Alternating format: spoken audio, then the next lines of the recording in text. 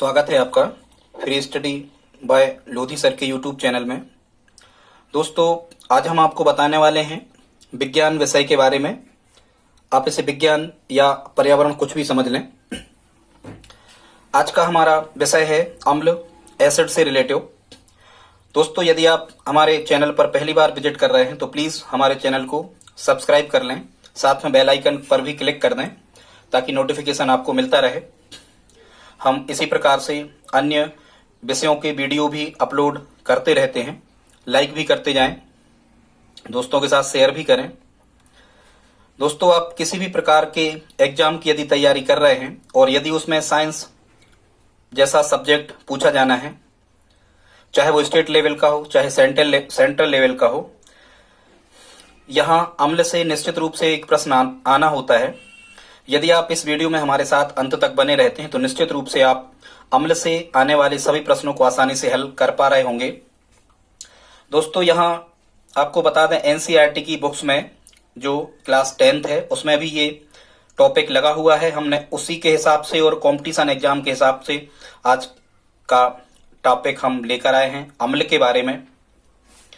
वर्तमान समय में जैसे हम देखें तो MP police, SI, SSC, railway आदि में यदि साइंस पूछी जा रही है, हालांकि पूछी ही जाती है, आपको पता होगा, तो यहाँ अम्ल से निश्चित रूप से प्रश्न आते हैं। इसमें हमने शामिल किया है अम्ल की विशेषताएं या अम्ल के गुण, अम्ल के प्रकार, और मुख्यतः जहां से प्रश्न पूछे जाते हैं कि किस पदार्थ में कौन सा अम्ल पाया जाता है या अम्लों की कुछ अन्य विशेषताएं। तो ठीक है दोस्तों, आइए देखते हैं। सबसे पहले तो हमें देखना होता है इसकी परिभाषा कि अम्ल क्या कहते, अम्ल को मतलब अम्ल किसे कहते हैं। तो अम्ल को एक बात तो ध्यान में आपको पता होगा, अम्ल को कहते हैं हम एसिड। खासकर ये जैसे तेजाब टाइप जो होता है वो भी एसिड अम्ल ही होते हैं। तो अम्ल को हम कहते हैं इंग्लिश में एसिड। और दोस्तों, ये जो एसिड शब्द है ये मिलके बना है एसी धन डस से मिलके बना है। लैटिन भाषा में एसी धन डस से मिलके बना है। तो यहाँ एसी का मतलब होता है खट्टे और यहाँ पर डस का मतलब होता है पदार्थ। मतलब यदि हम अम्ल शब्द का वास्तविक अर्थ यदि हम निकालें तो अम्ल शब्द का वास्तविक अर्थ हो जाता है खट्टे पदार्थ। या हम यदि वैज्ञानिक भाषा में, विज्ञान की भाषा में यदि हम अम्ल को परिभाषित करें तो वे पदार्थ जो जल में घुलकर H+ आयन का त्याग करते हैं, मतलब हाइड्रोजन प्लस आयन त्यागते हैं। ठीक है, वे पदार्थ जो जल में घुलकर H+ आयन का त्याग करते हैं, ऐसे पदार्थों को हम अम्ल या एसिड कहते हैं। अब हम देख लेते हैं अम्लों के गुणों को। तो दोस्तों, अम्लों के जो गुण हैं, पहला अम्ल का गुण है उसमें है अम्लों का अनिवार्य घटक है H तत्व। मतलब आप देखना, कोई भी अम्ल हो, संसार का कोई भी अम्ल हो, जितने भी प्रकार के अम्ल होते हैं सभी में देखना आप H कहीं ना कहीं लिखा रहता है। जैसे क्षार में OH हाइड्रोक्साइड जुड़ा होता है, उसी प्रकार से अम्लों में हमेशा आपको H तत्व रहेगा। मतलब अम्ल यदि है तो हाइड्रोजन उसमें निश्चित रूप से होगा ही। एक बात हो गई। दूसरा जो अम्ल होता है ये प्रोटॉन दाता प्रकृति का होता है, मतलब ये प्रोटॉन को त्यागने वाला होता है। दूसरी विशेषता हो गई। फिर हम देखते हैं अम्ल का पीएच मान, पीएच वैल्यू हमेशा 7 से कम होती है। ये हमने आपको बताया था, एक पीएच मान वाला वीडियो हम अपलोड कर चुके हैं, उसमें आप देख लेना। ठीक है, सोरेनसन नामक वैज्ञानिक ने ये पीएच मान दिया था। किसी विलयन का अम्लीय या क्षारीय होने की प्रकृति को ये पीएच पैमाना बताता है। तो पीएच पैमाने पर क्या तय होता है कि यदि पीएच पैमाने पर किसी विलयन का मान 7 से कम है तो वो अम्लीय होगा और 7 से अधिक पे क्षारीय होगा। तो हम कह सकते हैं इसका पीएच मान हमेशा 7 से कम होता है अम्लों का। फिर हम देख लेते हैं, देखो इसकी जो पहचान है ये सूचकों द्वारा होती है। और मुख्यतः ध्यान देना आप, मुख्यतः अम्लों में जो सूचक शब्द होता है वो सूचक शब्द होता है लिटमस। क्या होता है? लिटमस पेपर होता है। सूचक में अम्लों की पहचान लिटमस पेपर के माध्यम से की जाती है। लिटमस पेपर को अम्लों का सूचक कहा जाता है। एक बात हो गई। अब हम देखते हैं, इसके बाद हम देखते हैं कि जो अम्ल होता है ये नीले लिटमस पेपर को लाल कर देता है। जरा ध्यान से सुनना इस शब्द को, ठीक है? नीले लिटमस पेपर को लाल कर देता है। इसको आप कैसे याद रखोगे? ठीक है, या तो आप ऐसा याद रख लो, ये लिखा है नीली ला, या तो आप ऐसा याद कर लो। क्या याद करोगे? नी ली और ला। यदि आप नीली ला मतलब कोई स्याही मंगा रहा है आपसे, या आप किसी से स्याही मंगा रहे हो, तो ऐसा कह सकते हो भाई नी ली ला, मतलब यहां से समझना नीले नीली नीले लिटमस पेपर को क्या करेगा, अम्ल लाल करेगा। ठीक है, या फिर यहां से ये याद नहीं करना आप, तो ये याद कर लेना, अनिल शब्द याद कर लेना। तो देखो अनिल ला ऐसे कर लेना, आ से बनेगा अम्ल, नी से बनेगा नीला, और अनिल ला से बनेगा लाल। देखो ऐसा याद कर लेना आप, हम यहाँ आपको लिख के बता दे रहे हैं कैसा याद करोगे। आप यहाँ एक शब्द लिखना अनिल। ठीक है, अनिल से क्या बनेगा स्टूडेंट्स, ये क्षार और अम्लों में भेद करने में बड़ी समस्या जाती है कि कौन लाल करता है कौन नीला करता है। तो यहां से आ से अनिल शब्द याद करना, आ से बनेगा अम्ल, और लिटमस नीले लिटमस पेपर को क्या कर देता है, लाल। देखो अम्ल नीले लिटमस पेपर को लाल कर देता है, वही हमने यहाँ पर लिखा है, आप देख सकते हो क्या लिखा है, अम्ल नीले लिटमस पेपर को लाल कर देता है। ठीक है, फिर हम अगली विशेषता देखते हैं। अम्ल स्वाद में कैसे होते हैं, खट्टे होते हैं, पहले हम बता चुके, अम्ल स्वाद में खट्टे होते हैं। इनकी पहचान सूचकों द्वारा होती है, मुख्यतः लिटमस पेपर द्वारा होती है। अम्ल विद्युत के चालक होते हैं। चालक का मतलब ये होता है कि अम्लों में से विद्युत धारा का प्रवाह हो सकता है, अम्लों से करंट लग सकता है। ठीक है, अम्ल में यदि विद्युत धारा प्रवाहित करें तो वो आयनों में टूट जाएगा, हालांकि ये विद्युत अपघटन कहलाता है, या हम कहें कि विद्युत धारा का प्रवाह उसमें हो सकता है, मतलब विद्युत के चालक होते हैं अम्ल। ठीक है, अम्ल व क्षार को मिलाने पर जो क्रिया होती है उसे हम कहते हैं उदासीनीकरण की क्रिया, और उदासीनीकरण की क्रिया में क्या बनता है, लवण और पानी बनता है। यदि अम्ल और क्षार को मिला दिया जाए, ऐसे प्रश्न आते हैं आपको केमिस्ट्री में, यदि अम्ल और क्षार को मिला दिया जाए तो जो होने वाली क्रिया को क्या कहते हैं, तो हम कहेंगे उदासीनीकरण की क्रिया कहते हैं। और उदासीनीकरण की क्रिया में क्या होता है, तो लवण और पानी बनता है। अम्ल धातुओं के साथ क्रिया होने पर हाइड्रोजन गैस निकालते हैं, मतलब अम्लों की यदि धातुओं के साथ क्रिया हो जाए, मतलब किसी एसिड को यदि धातु पर डाला जाए तो कौन सी गैस निकलती है, हाइड्रोजन गैस निकलती है। ठीक है, अब हम देख लेते हैं अम्लों के प्रकार। तो दोस्तों अम्लों के जो प्रकार हैं मुख्यतः ये पानी की मात्रा के आधार पर अम्लों के दो प्रकार होते हैं, एक तो होता है तनु अम्ल और एक होता है सांद्र अम्ल। ठीक है, तनु अम्ल और सांद्र अम्ल, ये विलेयता के आधार पर और पानी की मात्रा के आधार पर अम्ल कितने प्रकार के होते हैं, दो प्रकार के। ठीक है, तनु अम्ल और सांद्र अम्ल। तनु अम्ल क्या कहलाते हैं, तनु अम्ल पानी की मात्रा के आधार पर यदि हम देखें तो जिसमें ज्यादा पानी रहता है उन्हें हम कहते हैं तनु अम्ल, जिनमें कम पानी रहता है उन्हें हम कहते हैं सांद्र अम्ल। विलेयता के आधार पर यदि हम देख लें तो जो अम्ल पानी में घुल जाते हैं उन्हें हम तनु अम्ल कहते हैं, और जो अम्ल पानी में नहीं घुलते उन्हें हम सांद्र अम्ल कहते हैं। ठीक है, ऐसा ही सोचना आपकी, तनु जो है वो जल्दी किसी से घुल मिल जाती, पानी पानी हो जाती है, ऐसे करके याद रखना, तनु जल्दी घुल मिल जाती वो पानी पानी हो जाती है, ऐसे याद रखना कि तनु अम्ल में पानी की मात्रा ज्यादा होती है और जो तनु अम्ल होते हैं ये पानी में घुल जाते हैं शीघ्रता से। ठीक है, तो ये तनु और सांद्र में अंतर होगा। अब प्राकृतिक आधार पर यदि हम अम्लों के प्रकार को देखते हैं तो प्राकृतिक आधार पर भी अम्ल दो प्रकार के होते हैं, एक तो प्राकृतिक अम्ल कहलाते हैं, दूसरे अकार्बनिक अम्ल या औद्योगिक अम्ल इनको हम कहते हैं। ठीक है, प्राकृतिक अम्ल दोस्तों मुख्यतः वो अम्ल कहलाते हैं जो हमें मुख्यतः फलों में या सब्जियों में या प्रकृति में जो चीजें पाई जाती हैं उनसे हमें प्राप्त हो जाते हैं, इनको हम प्राकृतिक अम्ल कहते हैं। और जिन अम्लों को हम प्रयोगशाला में तैयार करते हैं, औद्योगिक स्तर पर जिनको हम बनाते हैं, उन्हें हम अकार्बनिक अम्ल कहते हैं। तो प्रकृति में अभी हम आपको आगे बताने वाले हैं कि कौन से पदार्थ में कौन सा अम्ल पाया जाता है, वहां जितने भी हम आपको बताएं यदि पदार्थ में पाया जाता है वो प्राकृतिक अम्ल कहलाएंगे। और जो प्रयोगशालाएं बनाए जाते हैं, जैसे यहाँ लिखा है HCl, H2SO4 या HNO3, ठीक है, हाइड्रोक्लोरिक अम्ल या सल्फ्यूरिक अम्ल या नाइट्रिक अम्ल, ये क्या कहलाते हैं, ये अकार्बनिक अम्ल कहलाते हैं। अब हम देख लेते हैं दोस्तों प्रबलता के आधार पे। तो प्रबलता के आधार पे भी दो प्रकार के होते हैं, प्रबल अम्ल और दूसरे होते हैं दुर्बल अम्ल। ठीक है, प्रबल अम्ल और दुर्बल अम्ल। फिर एक विशेषता मतलब अम्लों की एक विशेषता और होती है एसिडिटी या अम्लीयता, या ऐसे आयुर्वेद में कहते हैं अम्ल पित्त। ये क्या कहलाता है दोस्तों, जब कभी कोई व्यक्ति या तो गर्म भोजन कर लेता है या ज्यादा तेल का या ज्यादा मसालेदार भोजन कर लेता है, या हम कहें कि बहुत लेट समय में रात के समय में भोजन कर लेता है, ठीक है, उसका जो टाइम टेबल है भोजन का जब वो बिगड़ जाता है, तो मानव शरीर में HCl मतलब हाइड्रोक्लोरिक अम्ल पाया जाता है। तो ये अम्ल मानव शरीर में कुछ ज्यादा ही बनने लगता है, हालांकि ये भोजन के पाचन के लिए आवश्यक होता है, लेकिन ये जब ज्यादा ही बनने लगता है तो खट्टी डकारें आने लगती हैं, अपच होने लगती है। इस स्थिति को हम क्या कहते हैं, एसिडिटी या अम्लीयता। आयुर्वेद में से क्या कहते हैं, अम्ल पित्त कहते हैं दोस्तों। ठीक है, आगे अब हम देखते हैं कि कौन से पदार्थ में कौन सा अम्ल पाया जाता है। कौन से पदार्थ में कौन सा अम्ल पाया जाता है दोस्तों, बहुत इंपॉर्टेंट फैक्ट है, यहां से प्रश्न निश्चित रूप से आता ही है। तो हम देख लेते हैं किस पदार्थ में कौन सा अम्ल पाया जाता है। इसकी हमने एक ट्रिक लिखी है। पहली ट्रिक क्या है, यहां लिखा है टाई से मैल अनीस मौसा निकालते हैं। एक ट्रिक, या फिर आप याद रख लेना कटाई से मैल अनीस मौसा निकालते हैं।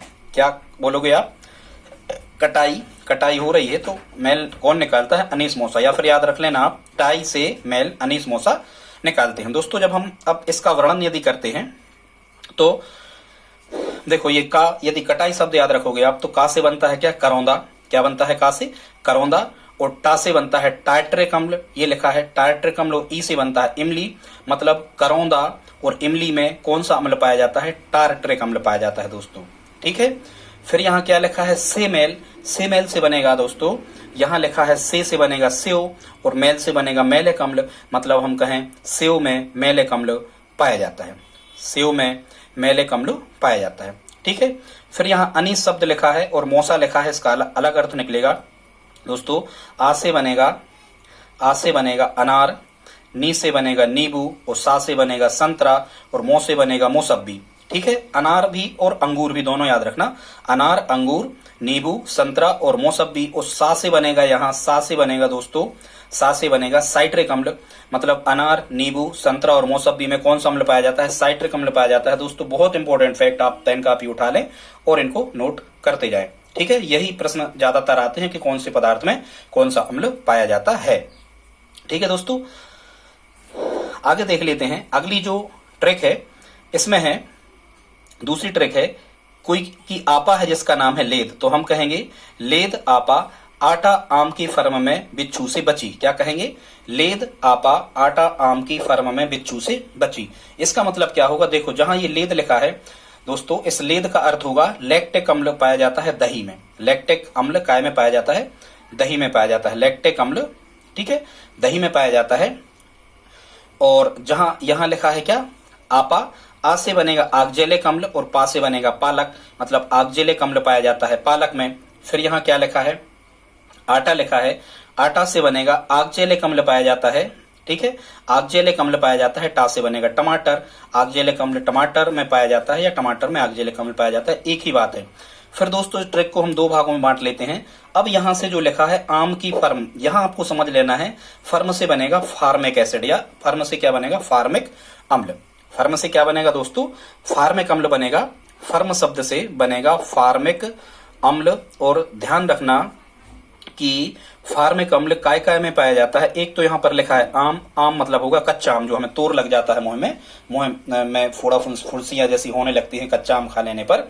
ठीक है, तो कच्चे आम में पाया जाता है फार्मिक अम्ल। और यहाँ लिखा है बिच्छू।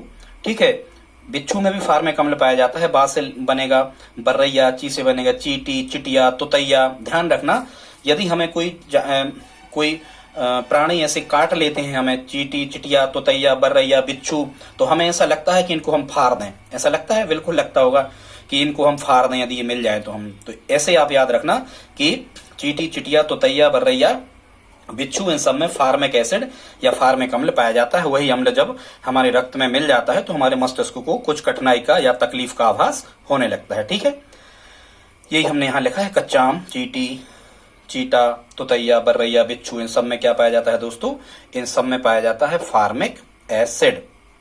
ठीक है, अब हम आगे देखते हैं कुछ अम्ल और कौन से पदार्थों में ये पाए जाते हैं, इनको और देख लेते हैं। तो सबसे पहले यहां लिखा है अमाशय या पेट। अमाशय या पेट में कौन सा अम्ल पाया जाता है, या कई बार प्रश्न ऐसा आता है कि भोजन का पाचन करने में कौन सा अम्ल आवश्यक होता है, तो इसको आपको याद रखना है HCl, मतलब हाइड्रोक्लोरिक अम्ल। ध्यान रखना, या तो HCl लिखा आता है या इसी को हम कहते हैं हाइड्रोक्लोरिक अम्ल। ठीक है, हाइड्रोक्लोरिक अम्ल।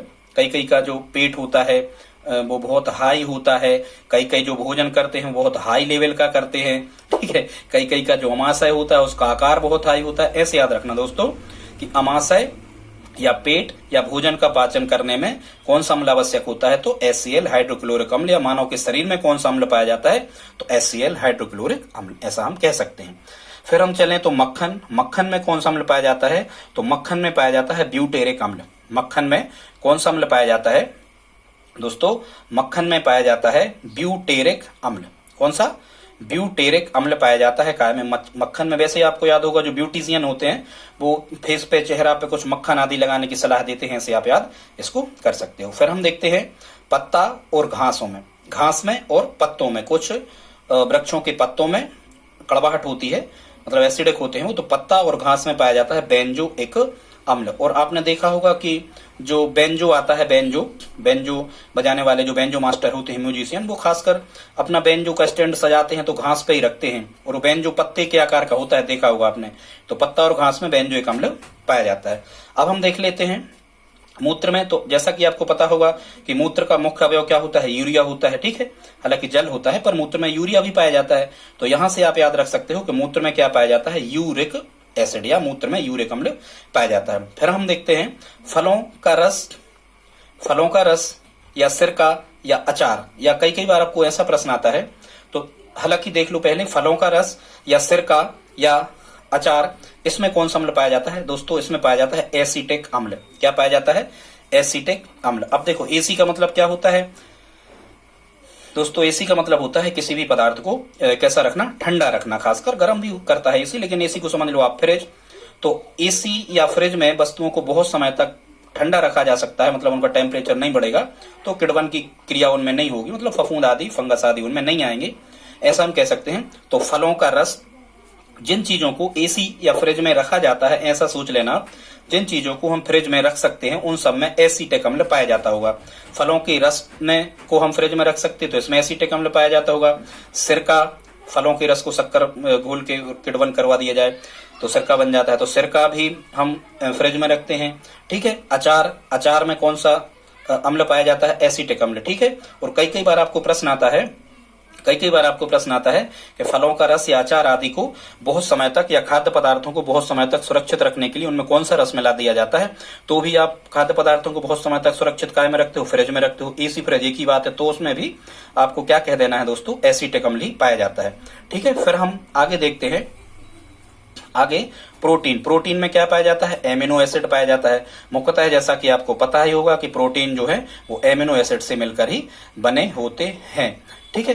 अब कैसे याद रखोगे? देखो टीन शब्द को पकड़ लो। टीन के कुछ डिब्बे आते हैं, उनमें कुछ मोनो लगा होता है, टीन के डिब्बों में मोनो लगा होता है, कि ये जैसे टीन के डिब्बे आते हैं, जैसे हम कहें खाद्य तेल के आते, तो मोनो लगा होता है किस कंपनी का तेल है, ऐसे आप याद रख सकते हो। प्रोटीन में एमिनो अम्ल पाया जाता है। आगे हम देखते हैं फिर आंवला या विटामिन सी में कौन सा अम्ल पाया जाता है? एस्कार्बिक अम्ल पाया जाता है दोस्तों। एस्कार्बिक एसिड पाया जाता है आंवला में और विटामिन सी में। देखो कैसे आप याद रखोगे? देखो जो ज्यादा विटामिन ले रहे होते हैं, जो ज्यादा विटामिन लोग ले रहे होते हैं वो भी एस कर रहे होते हैं, ऐसे याद रखना, ठीक है। और जो ज्यादा मतलब एस कर रहे होते हैं वो आंवले आदि का मुरब्बा अचार खाते हैं। एस करने वाले लोग आंवला का अचार खाते हैं, ऐसे याद रखना, ठीक है। और वो ज्यादा विटामिन लेने वाले होते हैं, ऐसे याद रख सकते हो। आंवला और विटामिन सी में एस्कार्बिक एसिड पाया जाता है। आगे हम देखते हैं, फिर है यहाँ डीएनए और आरएनए, ठीक है। डीऑक्सी राइबोन्यूक्लिक एसिड और राइबोन्यूक्लिक एसिड जो होता है डीएनए और आरएनए में, इनमें कौन सा अम्ल पाया जाता है? फास्फोरिक अम्ल पाया जाता है दोस्तों। इसको कैसे आप याद रखोगे कि डीएनए और आरएनए में फास्फोरिक अम्ल पाया जाता है? देखो यदि आपको ये चीज याद है कि हमारी जो हड्डियां होती हैं, मुख्यतः हमारी हड्डियां फास्फोरस से मिलकर बनी होती है, मतलब फास्फोरस मुख्य अवयव होता है किसका? हड्डियों के निर्माण में फास्फोरस आवश्यक पदार्थ है। तो देखो ये डीएनए और आरएनए ये कहाँ मिलता है? हड्डियों में ही मिलता है, ठीक है। रक्त के अंदर ये हड्डियों में मिलता है, तो ऐसे आप याद रख सकते हो डीएनए और आरएनए में फास्फोरिक एसिड पाया जाता है। अब हम देख लेते हैं बसा और सीमेंट में भी एसिड पाई जाती है दोस्तों। बसा और सीमेंट में ओलिक एसिड पाया जाता है, ओलिक अम्ल पाया जाता है। क्या पाया जाता है? ओलिक अम्ल पाया जाता है, ठीक है। इसको कैसे आप याद रखोगे? बसा, देखो अपन बसते कहाँ है, एक तो चीज आपको याद हो जाएगी, बसते कहाँ है? सीमेंट के बने घरों में, ठीक है। बसते हैं अपन सीमेंट के बने घरों में, और कई बार सीमेंट के बने घरों में भी ओले पड़ जाते हैं, आवाज आती है, तो ऐसे याद रखना बसा और सीमेंट में कौन सा अम्ल पाया जाता है? ओलिक अम्ल पाया जाता है, ठीक है। आगे देखते हैं गेहूं में पाया जाता है ग्लूटेनिक अम्ल। देखो इसको तो ज्यादा आपको याद करने नहीं है, वैसे ही कि अपने यहाँ क्षेत्रों में, जैसे मैं मध्य प्रदेश से हूँ तो यहाँ गेहूं ही मुख्य टानिक होता है, गेहूं की बनी रोटी ही ज्यादा लोग यहाँ खाते हैं मध्य प्रदेश में। तो ऐसे याद रख सकते हो कि गेहूं ही हमारा टानिक है, तो गेहूं में क्या पाया जाता है, ग्लूटेनिक एसिड पाया जाता है। या फिर ऐसा याद रखना, इसको ग्लूटेनिक गलूटेनिक कह देना। तो देखो यहाँ गा है और यहाँ गा है, ठीक है, यहाँ गा है और यहाँ गा है, तो ऐसे याद रख सकते हो गेहूं में क्या पाया जाता है, ग्लूटेनिक एसिड पाया जाता है गेहूं में। आगे हम देखते हैं गन्ना। गन्ना में क्या पाया जाता है, गन्ना में पाया जाता है ग्लाइकोइन। गन्ना में क्या पाया जाता है, ग्लाइकोइन। ये ग्लूटेनिक था, गन्ना में पाया जाता है ग्लाइकोइन, ठीक है। वैसे गन्ना से आपको यदि पता हो तो गन्ना से वाइन बनती है। गन्ना से क्या बनती है, वाइन। वाइन का मतलब क्या होता है, वाइन का मतलब होता है शराब, ठीक है। तो यहाँ गन्ना से वाइन बनती है, तो यहाँ इस वाइन के इन शब्द को आप पकड़ लेना, ठीक है, इन शब्द को आप पकड़ लेना। तो यहां से आपको याद हो जाएगा कि गन्ना में ग्लाइकोइन अम्ल पाया जाता है। फिर हम देखते हैं चाय में पाया जाता है टेनिन अम्ल। चाय में क्या पाया जाता है दोस्तों, चाय में पाया जाता है टेनिन अम्ल। वैसे इसको तो ज्यादा कुछ आपको याद करना ही नहीं है। चाय को हम वैसे टी कहते हैं और ट्रे में चाय लाते हैं, तो यदि यहाँ टी में ट्रे और लगा दो, चाय में टेनिन अम्ल पाया जाता है, ठीक है। फिर हम देखते हैं समुद्री शैवाल में पाया जाता है क्यूसिनिक एल्जीलिक अम्ल।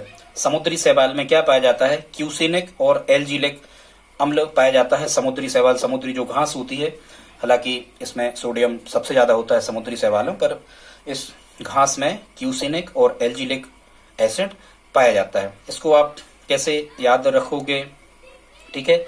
एक तो वो कौन सा जहाज था, ठीक है, वो डूब गया था समुद्र में, इसी टाइप का, सीनिक टाइप का, ऐसे आप याद रख लेना, ठीक है। LG, या जैसे हम कहें कि जो यहाँ लिखा है LG, अब हम कहें देखो LG दक्षिण कोरिया की कंपनी है, तो दक्षिण कोरिया से यदि कोई सामान आ रहा होगा तो अपने यहाँ समुद्री मार्ग से आ रहा होगा, ऐसे करके आप इसको जोड़ सकते हो, ठीक है। फिर हम देख लेते हैं जो वाहनों में उपयोग की जाने वाली जो बैटरी होती हैं, इनमें दोस्तों सल्फ्यूरिक अम्ल पाया जाता है। सल्फ्यूरिक अम्ल पाया जाता है वाहनों की बैटरी में। वाहनों में जो मोटर कार, ट्रक वगैरह होते हैं, मोटरसाइकिल, इनमें जो बैटरी रखी होती है, इसमें सल्फ्यूरिक अम्ल भरा होता है विलयन के रूप में, ठीक है। विद्युत अपघट्ट के विलयन के रूप में सल्फ्यूरिक अम्ल भरा होता है बैटरियों में। इसको आप कैसे याद करोगे, सल्फ्यूरिक, ठीक है, जैसे भी करना आप कर लेना। इसको बैटरी में कौन सा अम्ल पाया जाता है, सल्फ्यूरिक अम्ल पाया जाता है, ठीक है। टरीरिक, बैट, ठीक है। कुछ लोग ऐसा करते हैं कि जो बैट लिए रहते हैं वो ज्यादा अपने आप को सेल्फ समझते हैं कि हम मतलब हम तो सेल्फ हैं, ठीक है। या हाँ, अब आ गया समझ में, देखो सेल्फ कर देना। यदि आपके वाहन में बैटरी रखी रहती है तो सेल्फ जल्दी लग जाता है, यदि बैटरी डाउन हो जाती तो सेल्फ नहीं लगता। तो सल्फ्यूरिक, हाँ सेल्फ, अब आपको याद हो जाएगा, ठीक, लॉजिक लगा। इसके बाद में हम देख लेते हैं स्नान घरों में और शौचालय आदि की साफ सफाई में तनु हाइड्रोक्लोरिक अम्ल का उपयोग किया जाता है। तनु हाइड्रोक्लोरिक H2SO4 का उपयोग किया जाता है स्नान घर और शौचालय की साफ सफाई में। दोस्तों आगे कुछ अम्ल और शेष रह गए हैं, बस आप हमारे साथ ज्यादा से ज्यादा 5-7 मिनट और बने रहें, ये बस एंड होने वाला ही है। अब हम देख लेते हैं खाद्य पदार्थों के संरक्षण में किस अम्ल का उपयोग किया जाता है। खाद्य पदार्थों के संरक्षण में बेंजोइक अम्ल का उपयोग किया जाता है। फिर हम देख लेते हैं कपड़ों से गंदगी या बसा या कपड़ों से ग्रीस या चिकनाई या कपड़ों से स्याही आदि के धब्बे हटाने में किस अम्ल का उपयोग करते हैं, तो आक्जेलिक। वैसे याद रखना, कपड़ों यदि खराब हो जाते कपड़े तो आग के हवाले कर देते, तो ऐसे आप याद रख सकते हो, कपड़ों से स्याही के धब्बे आदि हटाने में आक्जेलिक अम्ल का उपयोग किया जाता है। फिर हम देख लेते हैं कांच पर लिखने में, कांच पर यदि आपको लिखना है तो उस वार्निश में कौन सा एसिड मिलाना होगा, हाइड्रोक्लोरिक अम्ल। क्या मिलाना होगा, हाइड्रोक्लोरिक अम्ल, मतलब HCl, ठीक है। हाइड्रोक्लोरिक अम्ल को हम क्या कहते हैं, HCl। और वैसे ही HCl, अभी हमने बताया था कि HCl कहाँ पाया जाता, मानव के शरीर में पाया जाता। तो मानव को ही तो कांच लगता है या मानव ही तो लिखता है, ऐसे आप लॉजिक लगा के याद रख सकते हो। कांच पर लिखने में हाइड्रोक्लोरिक अम्ल का उपयोग किया जाता है। फिर सोडा वाटर बनाने में तो देखो कई लोग क्या करते हैं कि जब कार से जब निकलने लगते हैं कहीं किसी स्थान पर घूमने आदि के लिए जाने लगते हैं तो कार में आगे की तरफ वाटर रख लेते हैं पानी की एक बार की।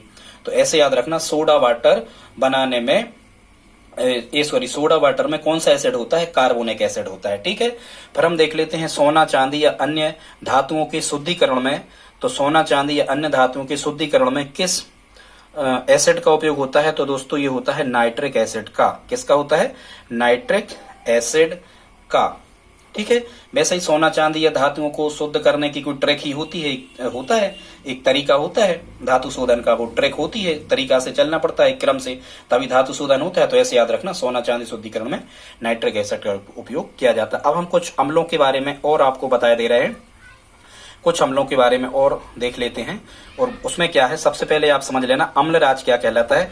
तो अम्लराज को हम कहते हैं, हिंदी में कहते हैं अम्लराज और इंग्लिश में कहते हैं एक्वा रेजिया। देखते हैं, हम आपको बता रहे थे किसके बारे में, हम आपको बता रहे थे अम्लराज के बारे में। अम्लराज को इंग्लिश में क्या कहते हैं? एक्वा रेजिया, या इसको हम कहते हैं शाही जल। ठीक है, और ध्यान देना ये अम्लराज इसको क्यों कहते हैं, ध्यान से सुनना। अम्लराज इसको इसलिए कहते हैं या एक्वा रेजिया इसलिए कहा जाता है क्योंकि ये स्वर्ण तथा प्लेटिनम जैसी कई उत्कृष्ट धातुओं तक को गलाने की क्षमता रखता है ये अम्ल, इसलिए इस अम्ल को एक्वा रेजिया या अम्लराज कहते हैं या अम्लों का राजा कहते हैं। और यदि हम कहें कि अम्लराज में कौन कौन से दो अम्लों का मिश्रण होता है, तो अम्लराज में दोस्तों दो प्रकार के अम्लों का मिश्रण होता है। एक तो होता है सांद्र नाइट्रिक अम्ल HNO3 और होता है इसमें हाइड्रोक्लोरिक अम्ल HCl। माने ध्यान से सुनना, अम्लराज या एक्वा रेजिया दो प्रकार के अम्लों से मिलकर बनता है, सांद्र नाइट्रिक अम्ल और हाइड्रोक्लोरिक अम्ल। और इसमें जो मोलर अनुपात होता है ये सांद्र नाइट्रिक अम्ल का 1 भाग होता है और हाइड्रोक्लोरिक अम्ल का 3 भाग होता है। ठीक है, ये हमने बता दिया कि इन्हें अम्लराज क्यों कहते हैं, क्योंकि ये स्वर्ण प्लेटिनम आदि चांदी आदि अन्य जो एक्सीलेंट मेटल होते हैं, उत्कृष्ट धातुएं, इनको तक गलाने की क्षमता इसमें पाई जाती है। फिर हम देख लेते हैं, कभी कभी आपसे पूछा जाता है अम्लराज का रासायनिक सूत्र क्या है दोस्तों। तो अम्लराज का रासायनिक सूत्र होता है HNO3 + 3HCl। ध्यान से सुनना, HNO3 + 3HCl अम्लराज का रासायनिक सूत्र होता है। इसका जो रंग होता है ये पीला तथा नारंगी रंग का मिश्रण जैसा इसका रंग होता है। या तो आपको ऑप्शन में पीला आता है या नारंगी, या कभी कभी आ जाता है पीला और नारंगी रंग का मिश्रण होता है, इस प्रकार इसका रंग होता है। आगे अब हम देख लेते हैं, इसके बाद में दोस्तों हम देखते हैं अम्लराज अलग बात है और यहाँ रसायनों का राजा अलग बात है। रसायनों का राजा दोस्तों कहते हैं सल्फ्यूरिक अम्ल को, H2SO4 को। ध्यान से सुनना, रसायनों का राजा कहा जाता है सल्फ्यूरिक अम्ल H2SO4 को। इसे क्यों रसायनों का राजा कहा जाता है? तो इसका आंसर है रसायन विज्ञान में सबसे ज्यादा उपयोगी जो अम्ल है वो है सल्फ्यूरिक अम्ल H2SO4, इसलिए अम्लराज या रसायनों का राजा तनु सल्फ्यूरिक अम्ल H2SO4 को कहा जाता है। ठीक है, सल्फाइड खनिज के ऑक्सीकरण से प्राकृतिक रूप से इस H2SO4 को प्राप्त किया जा सकता है। ध्यान से सुनना, इसे गंधक का अम्ल भी कहते हैं क्योंकि ये गंधक से प्राप्त किया जाता है, इसलिए इसे हम क्या कहते हैं, सल्फ्यूरिक अम्ल को गंधक का अम्ल भी इसको हम कहते हैं। ये रंगहीन होता है, इसका कोई रंग नहीं होता। और सल्फ्यूरिक अम्ल H2SO4 को विट्रियल भी कहते हैं। क्या कहते हैं? विट्रियल भी कहते हैं सल्फ्यूरिक अम्ल H2SO4 को। अब हम देख लेते हैं दोस्तों अम्लों की प्रबलता। तो ध्यान से सुनना, सबसे ज्यादा अम्ल की जो प्रबलता होती है, सबसे ज्यादा प्रबल अम्ल माना जाता है HCl हाइड्रोक्लोरिक अम्ल। दोस्तों सबसे ज्यादा, ये हमने यहाँ घटता क्रम लिखा है अम्लों की प्रबलता का, कभी पूछा गया था प्रश्न, वहीं से हमने ये नोट किया कि सबसे ज्यादा प्रबल अम्ल कौन सा होता है। सबसे ज्यादा प्रबल अम्ल होता है HCl हाइड्रोक्लोरिक अम्ल। फिर इसके बाद कौन सा होता है? इसके बाद होता है HNO3 नाइट्रिक अम्ल, फिर H2SO4 सल्फ्यूरिक अम्ल, और फिर सबसे दुर्बल अम्ल जो होता है, सबसे दुर्बल मतलब सबसे कम प्रबल, या हम कहें कि सबसे ज्यादा दुर्बल कमजोर जो अम्ल होता है वो होता है कार्बोनिक अम्ल। क्या होता है? CH3COOH कार्बोनिक अम्ल, ये सबसे दुर्बल अम्ल है। और HCl सबसे प्रबल, चूंकि HCl सबसे प्रबल होगा ही क्योंकि मानव के शरीर में पाया जाता है और पृथ्वी पर मानव ही सबसे ज्यादा प्रबल या शक्तिशाली है। दोस्तों आज का वीडियो यदि आपको अच्छा लगा हो तो प्लीज हमारे चैनल को सब्सक्राइब कर दें। सब्सक्राइब यदि कर लिया हो तो प्लीज आप लाइक भी कर दें और दोस्तों आप हमारी मदद करें, अपने दोस्तों के साथ शेयर करें। हम आपको सभी विषयों की निःशुल्क तैयारी free study bye Lodhi sir के माध्यम से करवाते हैं। धन्यवाद।